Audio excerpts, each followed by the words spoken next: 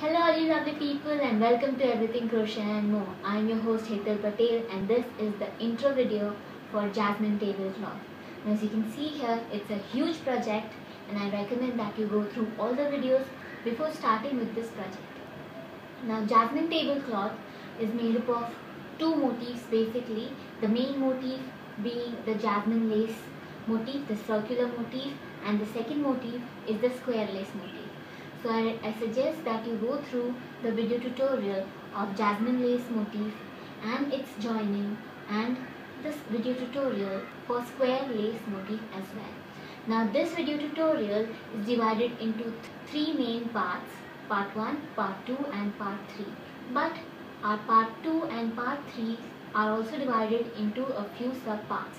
Part 2 is divided into three parts that are named part 2A, part 2B and part 2C, and part 3 is divided into two parts, part 3A and part 3B. Now for this tablecloth I have used 3mm crochet hook with size 10 cotton thread. Now I have used two different kinds of threads. If you like, you can use contrasting colors or more than two colors, or you can finish this tablecloth using one thread alone. Now for this project I have used almost 3 pounds to 4 pounds of thread. If you like, you can also use 3 ply or 4 ply yarn as well. This table is 5 feet by 3 feet in dimensions, but the tablecloth, as you can see, clearly hangs from the table. So tablecloth has stretched half feet. So the dimension of the tablecloth is almost 6.5 feet in length and 4 feet in breadth. Now for that I needed almost 3.5 pounds of thread. By that you can estimate the amount of thread you will require. Now part 1 will see how to join this square lace motif with the circular motifs to fill up the huge gaps that you will have after joining your circular jasmine motif. Part 1 done. So here in part 2, after you finish making your tablecloth, in part 2 we'll be filling up edges of the periphery of our tablecloth using a free-form mesh like so. And in part 3 we will be making our edging, and in the edging I have made a leaf and I've also incorporated beads into it, and I have also kept a non-bead option in that video tutorial as well. So part 1 is joining of the square lace motif with the circular motif. Part 2 is filling up the gaps using a free-form mesh, and part 3 is the edging. As you can see, this tablecloth is too big to fit in one frame. Now we'll go through the features of the tablecloth using picture montages. So enjoy.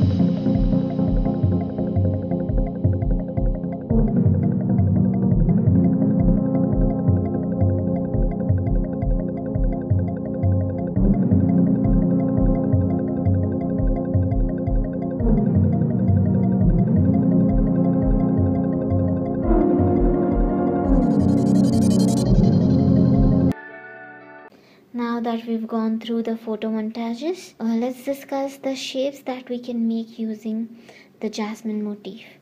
Now, any and every shape can be made by joining circular jasmine motifs, and the gaps that are formed between every 4 motif, there'll be a huge gap here, and to fill that gap there's a square lace motif that will be joining.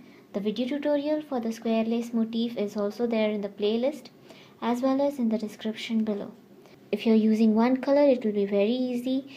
If you're using 2 or more colors, it'll be a little tricky to have the slant pattern that I have in the tablecloth. What we can do is we'll always join our circular motifs in alternating colors, row wise as well as column wise, to get that slant color pattern effect. So before you begin with the part 1 of this video tutorial, I suggest that you go through the jasmine motif video tutorial. First, you make a sample jasmine motif, then measure the size of your jasmine motif, and then calculate the number of motifs you'll require for your tablecloth, and then join them in the shape of your tablecloth. After joining all your motifs in your desired shape, I suggest that you go through the video tutorial for the square lace motif that is present in the description box below and in the playlist, and then proceed to part 1 where we'll learn how to join this square motif with the jasmine motifs. With this, we finish the intro section of our video tutorial. If you like what you see, then hit that thumbs up, comment, share. For latest updates on our video tutorials, please subscribe to our channel, and if you have any queries, suggestions, please leave them in the comment section below, and I'll see you in the part 1 of our jasmine tablecloth tutorial. Until then, take care and bye bye.